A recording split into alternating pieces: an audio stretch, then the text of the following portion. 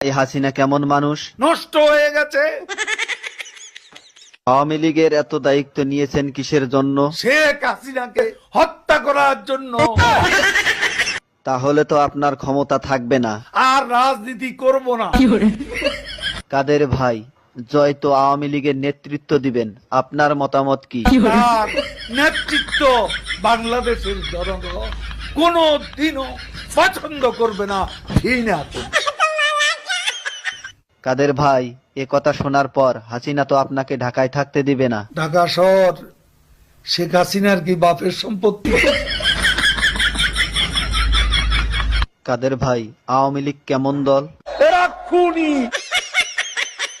আপনার কাছে শহীদ জিয়া কেমন ছিলেন?